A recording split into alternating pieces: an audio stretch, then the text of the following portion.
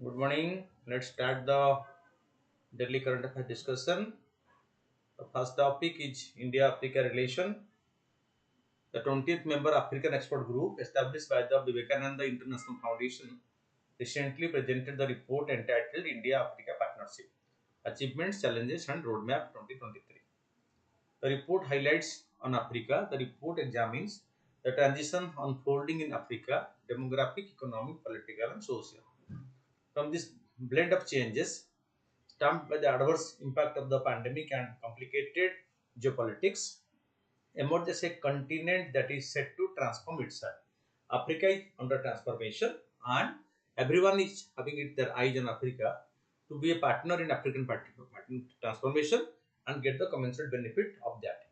As stated by the report, Africa is slowly heading towards regional integration and the devoid to democracy, peace, and progress.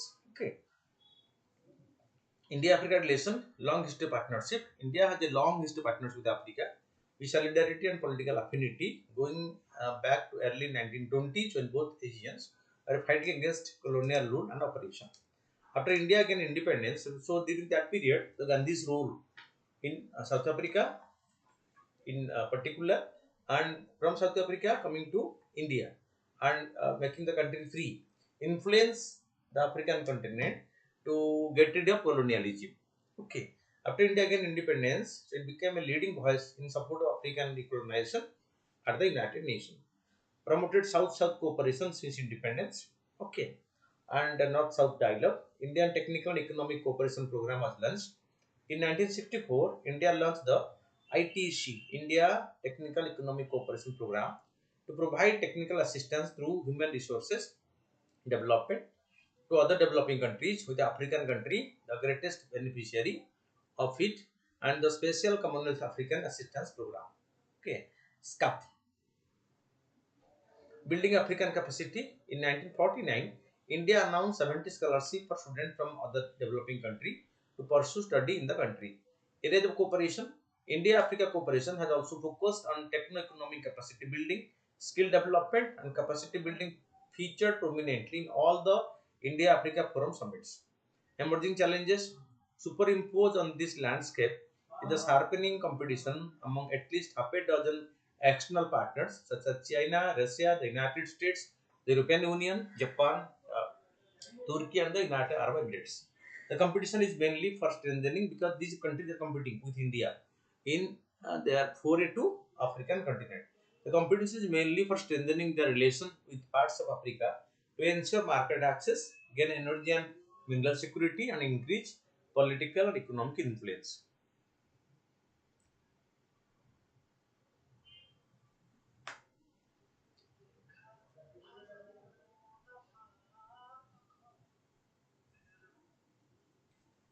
Oh. Mhm. Driving lesson ಅಲ್ವಾ?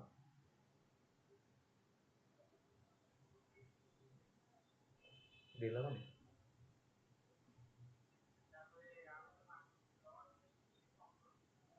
ସେଇଟା ଲେଖିଦେବ କିଛି ଅସୁବିଧା ନାହିଁ। ସେଇଟା ଦରକାର ନାହିଁ, ଆପଲୋଡ଼ କରିଦିଅ। ସେଇଟା ସବୁ ଫଟୋ ହେଉଛି କି ସେଥିରେ? କ'ଣ ହେଉଛି? ସେଇଟା ଗୋଟେ ଖାଲି ଲେଖିକି ପକେଇଦେବ। ମୁଁ ଯେହେତୁ ଜାଣିପାରିବ। ମୁଁ ଯେତେ ପକେଇଥାଏ ଥର ତାଙ୍କୁ ଗଲି ଲେଖିକି ପକେଇଦେଲା। ଫର୍ମଟା ଡାଉନଲୋଡ଼ କରି ରଖିଦେଲା।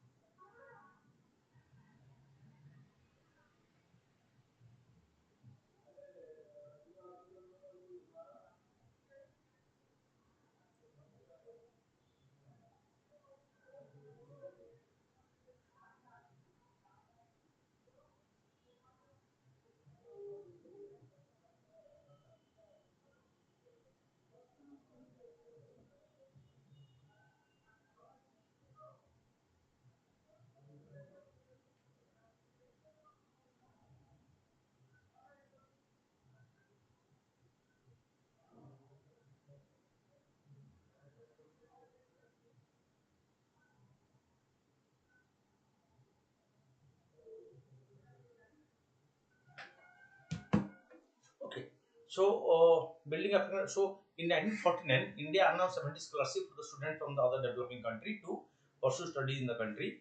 Area of cooperation: India-Africa cooperation has also focused on techno-economic capacity building, skill development, and capacity building feature prominently in all the India-Africa Forum summits. Emerging challenges superimposed on this landscape is the sharpening competition among at least half a dozen external partners such as China, Russia, the United States, European Union, Japan, Turkey, and United Arab Emirates. The competition is mainly for strengthening the relations with parts of Africa to ensure market access, gain energy and mineral security, and increase political and economic influence. China's role: China stands apart, armed with a consistent and robust policy since 2000 to become virtually Africa's biggest economic partner. And ASA in the report aptly portrays China's role as the infrastructure developer, the resource provider, and the financer. Because China, because of its technical advantage and financial strength, has become a infrastructure developer and investor in Africa. Right? So it has invested enormously in Africa in terms of money, material, and diplomatic push. Since 2007, China leaders have visited the continent 123 times, while 251 African leaders have visited China. That means how China is venturing into African continent and how it has focused on Africa. Okay,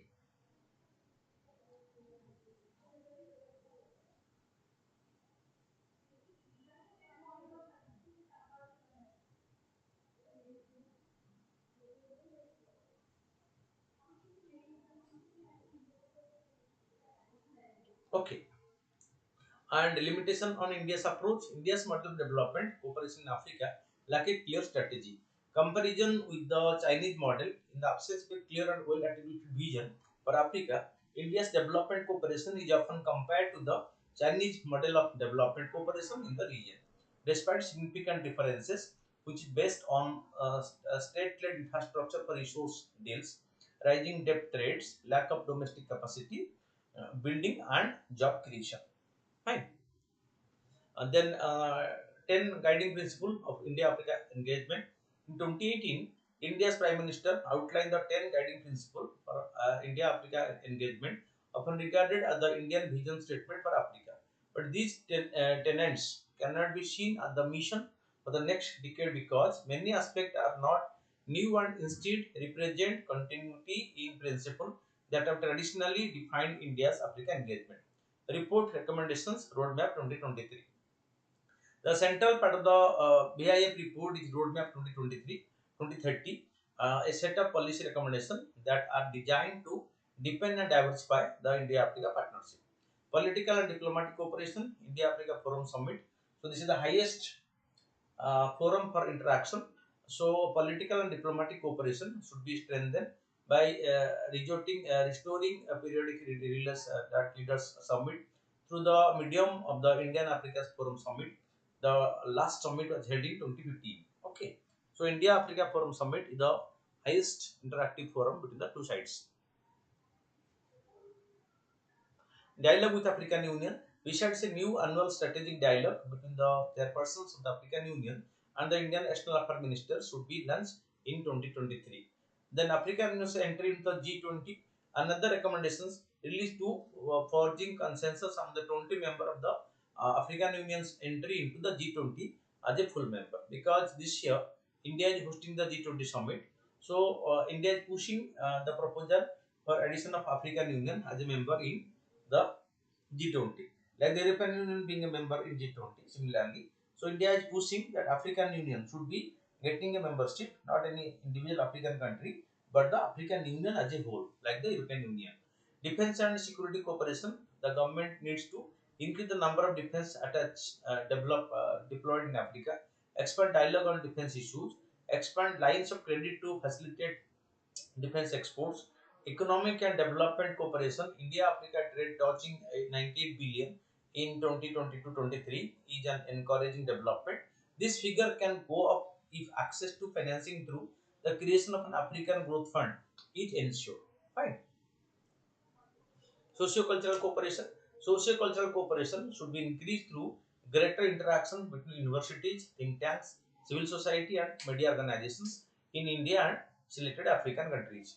Visa measures for African students who come to India for higher education should be liberalized. They should also be given work visa for a short period. Right? Those who are coming to India for work. Then the future outlook: India has a substantive partnership with Africa and a rich fund of goodwill, but it is essentially for New Delhi to review its African policy periodically, stay resilient by making the required changes, and place a razor-like focus on implementation. India needs to be dynamic in its engagement in Africa and address the changing needs of the continent while emphasizing the huge opportunity in African continent. Free trade area agreement present for India. Fine. This is the future outlook of India towards the African continent, African Union. Okay. So because we have in India, so one more thing you can say that India has a focus Africa policy. And the focus Africa policy want to strengthen India's relationship with the African continent, the members in the African continent. Fine. And African continent which was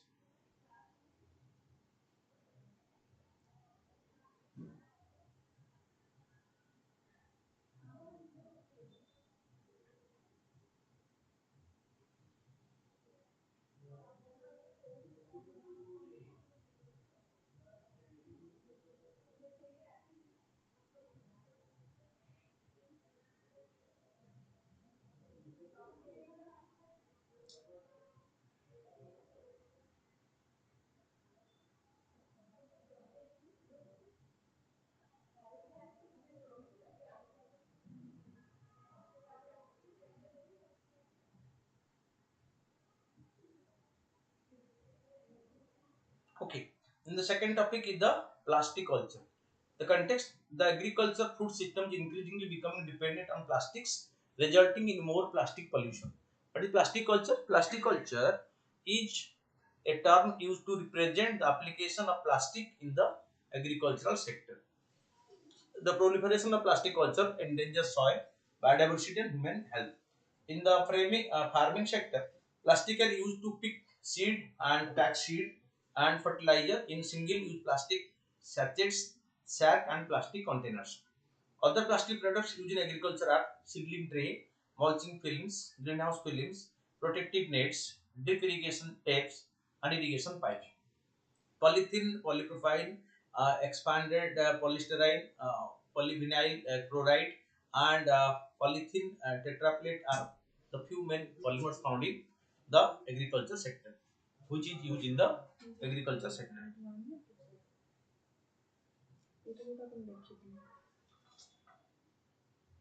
Eight hour. Eight. Eight. Eight. Eight hours. Eight. Copy कर दिया. Since that's done. Okay. So, agriculture value chain used 12.5 million tons of plastic products globally in 2019, reported the Food and Agriculture Organization. So, plastic is widely used in the agricultural sector. So, what are the threat posed by the plastic culture? The application of plastic in the agriculture sector is held to contribute towards the second green revolution in the country. Soil is becoming poisonous due to the application of chemicals and plastics, which eventually threaten the whole ecosystem. Thus, 1 kg of thin mulching sheet is enough to cover and contaminate as much as 700 square feet of agricultural land. Okay, just see 1 kg of thin mulching sheets is enough to cover and contaminate as much as 70 square feet of agricultural land. Microplastics. The plastic culture has led to microplastic entering every living organism on the planet.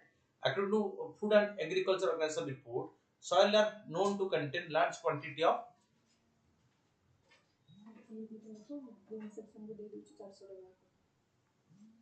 Okay.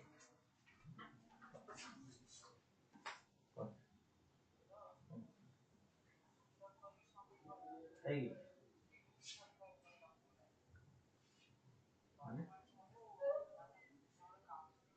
Oh. Original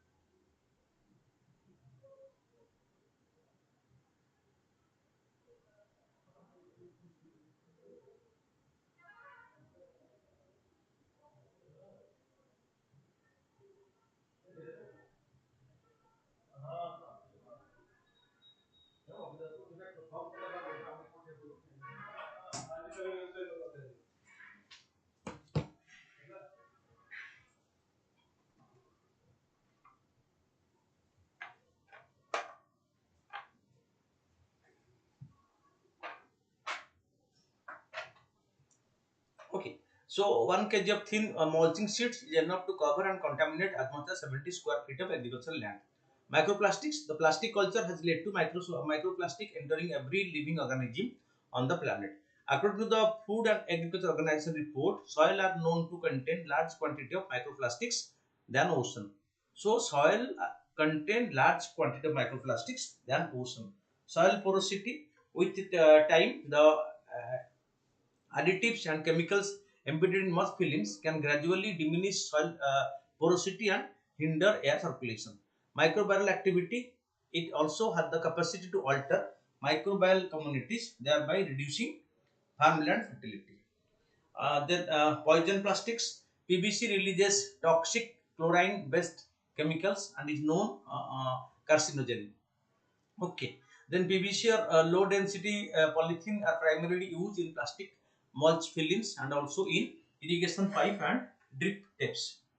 Leaching, carcinogenic chemicals, especially uh, phthalate acid esters from plastic films, have high potential of leaching into farm soils.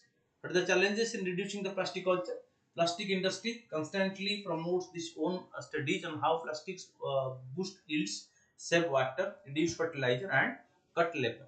The industry maintains a defending silence on its negative impact on soil and environment.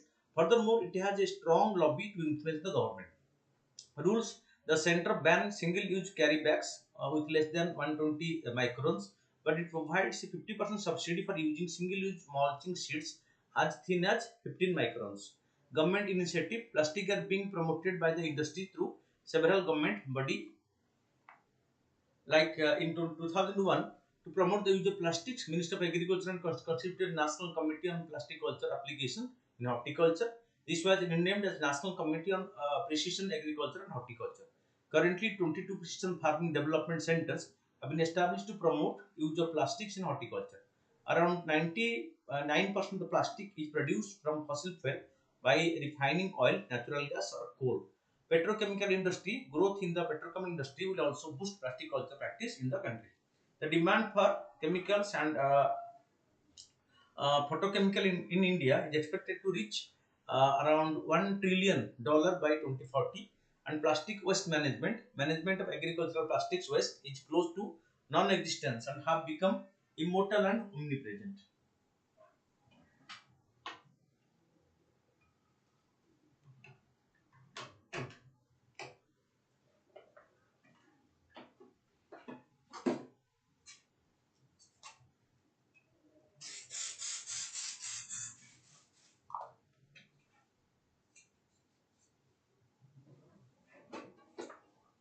Okay, so then management agricultural plastic waste is close to non-existence and have become immortal and omnipresent.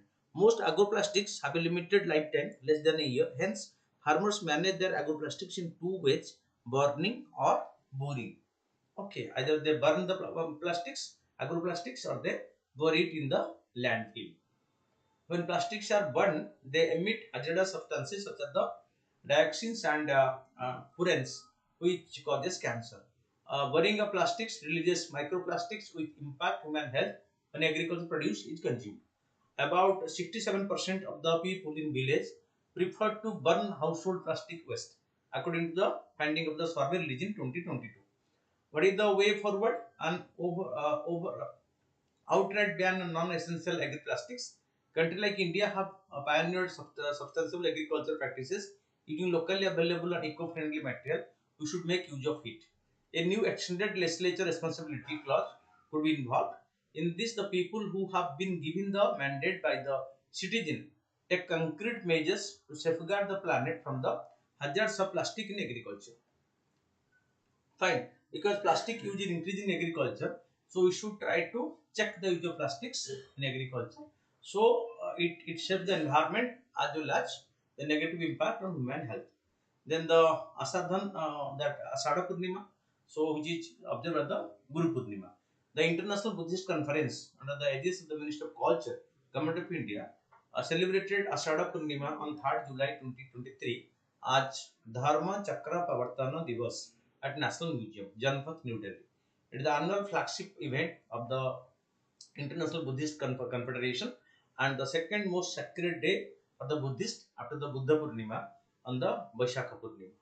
About this Asada Purnima, the day is also celebrated as Guru Purnima and it falls every year on the full moon day of the month of Asada as per the Indian lunar calendar. The day is also celebrated as Esa Puya in Sri Lanka and as Ansab Bucha in Thailand.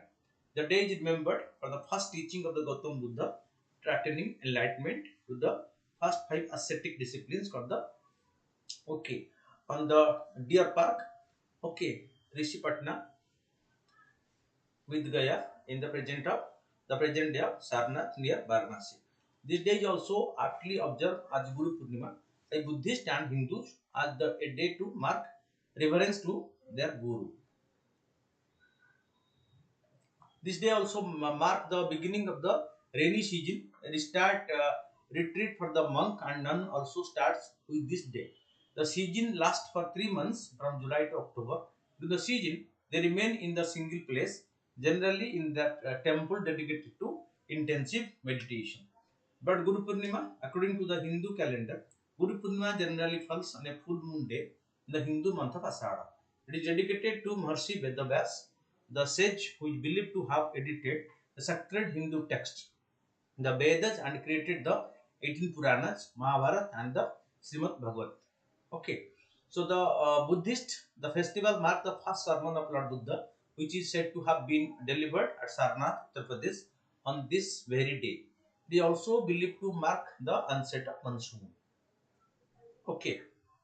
Then the next news or the Olchik script.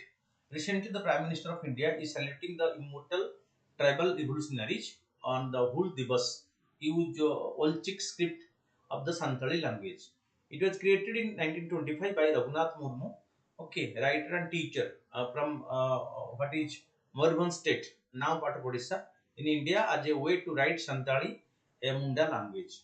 Olchiki is also known as Ol Simet or Ol Chiki, or the Santali alphabet. It was created as a way to promote Santali culture. The script was first published in 1939 at the Moribund State Exhibition.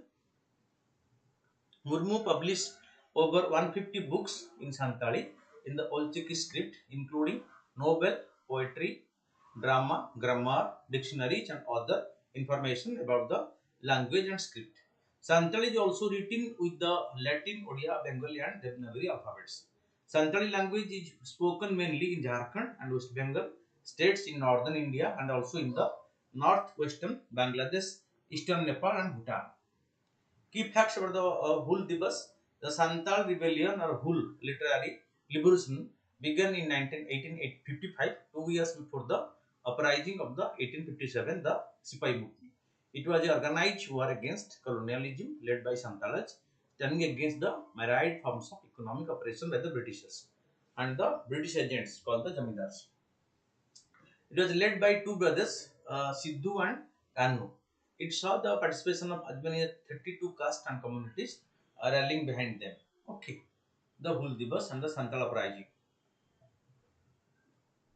The cosmic background whom scientists have discovered a new phenomena in the cosmos, low frequency gravitational waves. These are ripples in space-time that are caused by massive events such as collision and mergers of black holes and neutron stars. Albert Einstein predicted their existence more than a century ago, but they have eluded detection until now. The detail, unlike high frequency gravitational waves, which have been detected by laser interferometers on Earth, low frequency gravitational waves require a different approach. Methodology: scientists use radio telescope to observe pulsars, which are rapidly spinning neutron stars that emit beams of radio waves. By measuring the precise time of these pulses, scientists can detect teeny changes in the distance between Earth and the pulsars, which could be caused by passing gravitational waves. The results published in the Astrophysical Journal Letters are based on the data from 5 international collaborations of radio astronomers. They suggest that the universe is filled with a background of low frequency gravitational wave which create a faint cosmic hum. The cosmic background hum is a faint, low frequency sound that fills the entire universe. It is not audible to human ear, but it can be detected by sensitive instruments such as radio telescopes. The cosmic background hum is a remnant of the cosmic microwave background, which is the oldest light in the universe. The CBM was emitted about 380,000 years after the Big Bang, when the universe became transparent to radiation. The CMB has been stretched by the expansion of the universe, and its wavelength has increased from microwaves to radio waves. The cosmic background hum is essentially the CBM. Okay, so cosmic background hum, as it is called, in sound form. The detection of the cosmic background hum was a remarkable achievement, as it required filtering out all the other sources of noise in the sky, such as stars, galaxies, and human-made signals. Significance: it confirmed the standard model of cosmology, which describe how the universe revolved from a hot and dense state to its current state. It provides information about the early stage of the universe, such as its temperature, density, and composition. It reveals clues about the origin and nature of the dark matter and dark energy, which are mysteriously components that makes up most of the mass and energy of the universe. It offers a new way to test theories of quantum gravity and extra dimensions, which are beyond the scope of conventional physics. Conclusion: the cosmic background hum is one of the most fascinating phenomena in modern science. It allows us to bear or hear the echo of creation and to probe the secret of cosmos. It is a testament to the power of the human curiosity and ingenuity, and a reminder of our place in this vast and wonderful universe. And the next topic is about the Makadatu Reservoir Project. Environmentalists recently advocated for the revival of the Raje Kalubi network and Dead Lake in the Bangalore to resolve the city's drinking water problem instead of moving ahead with the Makadatu Reservoir Project. Okay, this is the Makadatu Reservoir. Okay, or the Kaveri River. About this reservoir project, the Makadatu multipurpose drinking water power project involves building a balancing reservoir near the Kanakapura in Ramanagar district of Karnataka. It is 4 kilometers from the Tamil Nadu border and 100 kilometers from Bangalore. The estimated 9,000 crore project, once completed, is aimed at ensuring drinking water to Bangalore and neighborhood states areas, and it can also generate 400 megawatts of power. Named after the village where the project is expected to be constructed, the reservoir will have a capacity of 284,000 million cubic feet. Okay, TMC. Okay, million cubic feet. The project is proposed at the confluence of Kaveri, which is tributary, the Arkavati. Issued Tamil Nadu, the lower reference state, has claimed that the project is against the interest of the state's water requirement. The lower reference state, okay, because Tamil Nadu is the lower reference states, the water will come from Karnataka, and Karnataka intends to build the dam, it will check the flow of water to Tamil Nadu. The lower riparian state has to give its no objection for any project that comes up on the Kaveri as per the Kaveri Tribunal and Supreme Court order. And the lower riparian Tamil Nadu, and unless an NOC is not received from Tamil Nadu, it is not legally, it's not legal to go ahead with the project. Okay, but since Bangalore city is facing water scarcity for last few years, so the Karnataka government is thinking to go ahead with this particular project. Then the question, trust is fundamental to all relations and institutions, but because trust one need to verify. Why verification necessary to trust, and what are the ways to verify? Trust is the foundation upon which is necessary for any relationship to be built upon. For example, while talking about the legitimacy of public institutions and a functioning democratic people's trust is required. Trust is important for the success of a wide range of public policies that depend on behavioral response from the public. For example, public trust leads to greater compliance with regulations and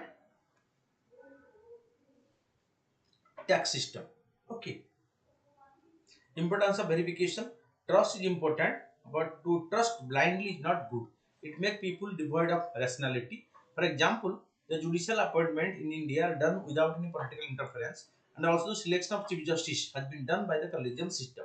The country believes the trust in the selection procedure, but there have been instances where the rule of seniority was neglected while appointing judges, such as the appointment of Justice A. N. Roy after the verdict of the Kesavananda Bharati case. Moreover, people are not allowed to question the decision of court, otherwise they are subjected to the contempt of court. But such incident may lose the faith of the people in the judiciary. Though the Supreme Court decisions are not questioned, this demands the development of verification process to enhance trust building. The unquestioned trust can result in distortion everywhere. In the context of society, if we tend to follow the rules and tradition without questioning them, it may result in a regressive society. For example, in some society in Africa, the practice of breast ironing is prevalent, which is actually done to protect women's chastity, but practices stop women's progress and liberty. Before the Arab Spring in 2011, dictatorship existed in the Arab world to a great extent, and people believed dictators and followed their decisions without questioning them. Okay, and the Arab Spring that spread the entire Arab world. Okay, otherwise known as the Jasmine Revolution, brought a lot of changes in the things. Okay, so but the regime took over to break the blind trust that causes socio-economic inequality in countries. Inflation, unemployment, corruption, and hunger was on rise. Fine. Unverified trust. Sir, online classes. What will the Okay. So, unverified trust always proved to be rigorous and influence the growth and progress of people and nations. It impacts decision making and leads to instability in the long run, whereas verified trust enhance trust and confidence further. Ways to verify the case of an organization. Scrutinize before following. By being more rational, people can question everything they do or follow. The rationality will come with the right knowledge and education. This is especially true in the case of social rituals and customs. Periodic review. In the case of economy, reports and review at regular interval can help in highlighting discrepancies and breach of trust. For example, the CAG submits report to the president that ensure transparency and accountability of the government. Promoting transparency, if an institution, whether it is judiciary or legislature, is transparent and ensure its working is accessible, it will help in ensuring accountability.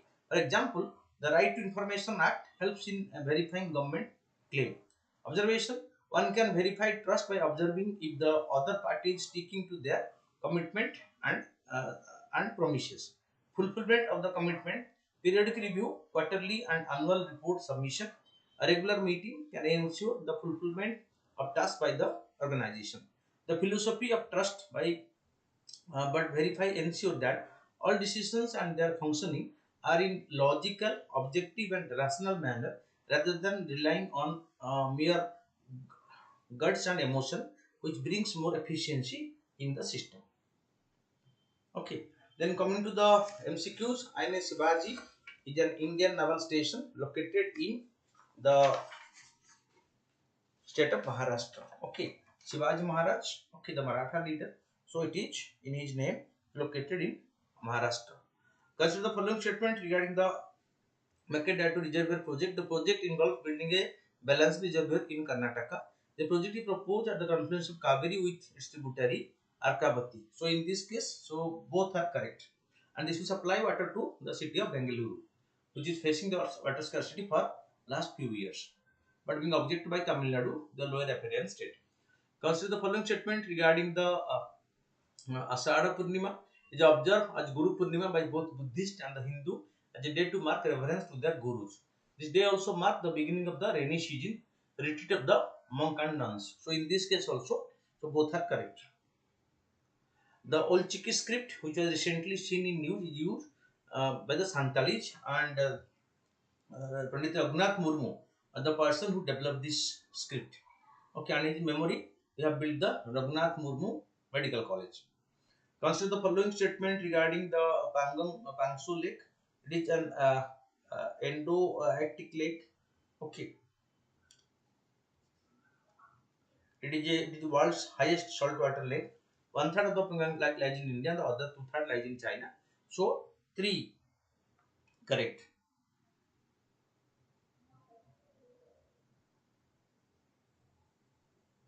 Which of the following sector are the part of the index of 8? So it is coal is correct, gold is not, electricity is correct, and textile is not, fertilizer is correct. So coal, electricity and fertilizer are part of the index of 8. Fine. So answer will be 135. Consider the following statement with respect to Tampa Link Cave. It is a sloping cave situated high in the Annamite mountain range in northern Laos. So okay, right, a tooth was found in cave, linking it to the presence of dinosaur and extinct human relatives.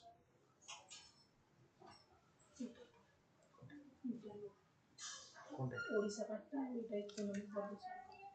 international कहो कर भी तो दरकार मन लगी कर result बाहर जोड़ okay. So consider the following statement respect to Tampara Link Cave. It is a sloping cave situated high in the Annamite mountain range in North Laos. A tooth was found in the cave, linking it to the presence of the dinosaurs. The evidence of the Tampara link was pushed back the timing of Homo sapiens arrival in Southeast Asia. So question number 7. So 3 are correct. Fine.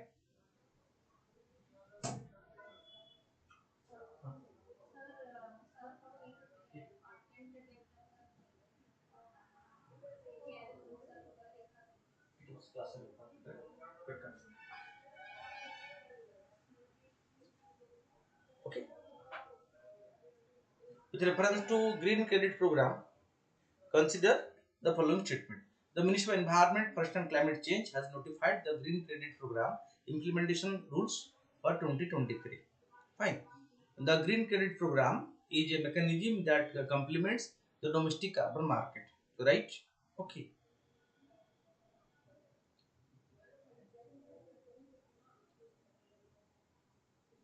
The Green Credit system solely focuses on the CO2 emission. So 2 and 3 are incorrect. Only 1 is correct. So consider the following statement. The Santal rebellion or the Hull revolution began in 1855, 2 years before the uprising in 1857. The Sipai movement. Led by two brothers, Sidhu and Kano. So both are correct. And 10. Consider the following statement regarding plastic cultures. Plastic culture is a term used to represent the application of plastics in agricultural sector. That's right. The proliferation of plastic culture endangers soil, biodiversity and human health. that is also right. So both 1 and 2 are correct. So keep watching the daily development to update yourself. Thank you.